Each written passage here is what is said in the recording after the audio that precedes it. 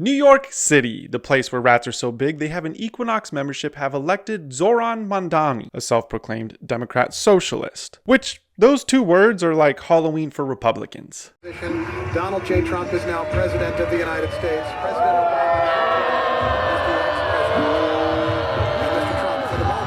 This is Christmas for people like Hassan Piker and Bernie Bros, who realized Bernie Sanders made millions writing books criticizing Amazon while selling those very books on Amazon. And Republicans, who will never visit that city, are acting like this is the worst day in New York to ever exist. I thought you people never forgot. Now, the reactions are worse than you expected. That is now pardoned former congressman and looks to be now Trump administration draftee George Santos, blaming the election results on the third mayor candidate. Keep in mind, this guy committed identity theft, can't really blame him when you look like that, and stole campaign funds like 11 times. Which does sound bad, but really, it's just the resume needed to work in the Trump administration. At this rate, Cuomo probably just needs a crypto coin, and he will be hired next week. Sean Hannity, Fox News host and spokesperson for Male Botox, actually cried on air. Joining me now from the free state of Florida, Governor Ron DeSantis, my governor. Okay, I'm literally in tears. I'm having a hard time keeping a straight face. Jesus, that's gonna ruin your makeup, Hannity. And Stephen Miller, the literal personification of a gargoyle, posted the immigrant status on families in New York as a hint of retaliation to come from the Trump administration. He posted that just after Mamdani won the election. He's like an Ozempic Dr. Evil. Now, people are blaming Curtis, a Republican who did receive some percent of the vote, which it is easy to blame him. I often blame everything on Frenchmen because, well... I've never liked the French, I'll be honest with you. If you put 70 French people in front of me,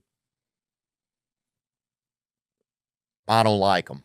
He's not actually French. He just wears a French hat. He's actually kind of funny. When you need to get somewhere fast and you can't take the train, do you hail a taxi? Do you use rideshare? Mr. Sliwa, what do you do? I try to avoid yellow cabs. As you know, I was shot in the back of a yellow cab in 1992 by the Gottis and Gambinos. Now, some are saying this is devastating for America, but Zoran McDonald's can't even run for president because he isn't 700 years old and wishes to drone strike foreign countries. President Trump has said that he plans to withhold as much federal aid he can from New York City in response, which is surprising. You would think a guy who sells fake watches and commits corporate crimes would still love New York. And all of this is odd because Republicans have been screaming about fair elections. They also ran on Save the Kids during the Trump election, despite Trump being friends with him. And even Elon Musk was saying everyone should vote for Andrew Cuomo, despite him having more allegations than Harvey Weinstein when it comes to women. It's almost like there's a pattern going on. See? That's how you never forget Republicans. Hey, Curtis, you're a scumbag like I said all along, all these months. You got 8% of the vote. You split the vote for the $7 million. You were a scumbag. I hope every New Yorker spits in your face every single day. Welcome to Death Side Rants. I'm your host, Gary. The government just used a private jet for a booty call. Yes, I'm not even joking on that one. FBI Director Kash Patel, who always has his eye on his girlfriend, used taxpayer funds to fly in a private jet from Florida to go see his girlfriend sing the national anthem. He literally did the joke we all make in 5th grade, dude. Waster Kash Patel has since fired the FBI employee that was in charge of the planes since the story leaked, despite these flight logs and his schedule being public. I guess he didn't see that one coming. Well, no, he definitely did. He has since released a statement that is so long, he had to have taken some accountability. Right?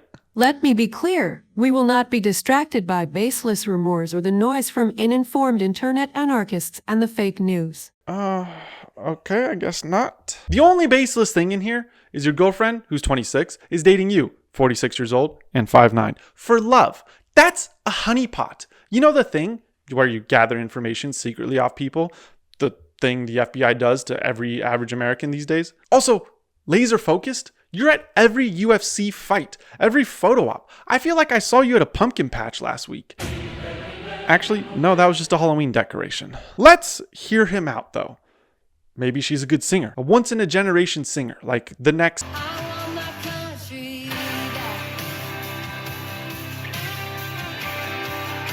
Americans paid a private jet for that? She hasn't released a song in a year. She's like Frank Ocean, except not good. Now, we make jokes about Kash, but at least he's not hypocritical. That would really suck. And I'm not saying take all their funding. I'm not the defund everything guy. I'm just saying Chris Wray doesn't need a government-funded G5 jet to go to vacation. Maybe we ground that plane. $15,000 every time it takes off. Just a thought. Oh, Jesus Christ. Kash, here's some advice. Just do what you do best. Keep your eye on the prize. No, not that prize, you bastard. Halloween, a holiday that's full of witches and enough Red 40 to make RFK Jr. eat roadkill for a month just happened. And everyone joined. I saw Nancy Pelosi passing out candy. I thought. It's where college kids either launch an influencer career or launch an influencer career on Rumble after being canceled. Your Instagram feed is full of women in scandalous costumes and guys just hoping the party they're going to actually has liquor. Halloween is fun, and honestly, no one cares if you dress like a Native American. Some do, but most don't. The only people who care are trying to appropriate communism in a country that finally found a way to make money off businesses going under. Oh, fuck. So let's look at who society thinks either ruined their career or are safe to dress up again next year. Starting with the craziest ones, some Twitter conservative influencers decided now that the golden age is back, that they should do blackface. Because nothing screams a country is back like regressing. And yes, those are real influencers on Twitter. Ted Cruz, who could have just put a fishbowl on his head and won any costume party, decided to dress as 6'7". He somehow figured out how to make young people hate him even more. Vice President JD Vance took a time out of his busy schedule of hooking up with widows to scare us more than seeing a black widow on the seat of a porta potty, and did the very meme of himself. UFC fighter Sean Strickland dressed up like he was a part of ICE, which is fitting. He acts like a dude that is addicted to ICE. Sean Strickland loves ICE mainly because he wishes his dad was separated from him as a child. Only UFC fans will get that joke, and it's a bad one. Google it if you don't. The White House joined in on the fun, and that's not even AI, that's just all of our politicians walking in to keep the government shut down. Andrew Cuomo, the now failed New York City mayor candidate, who has made people into more ghosts than anyone, released a campaign video dunking on Zohran. Cuomo should have just dressed up like a dude who has insulted women. That would be a good costume. And Trump joined the fun. He dressed as a guy who said he would release the Epstein files. Release the list, Donnie.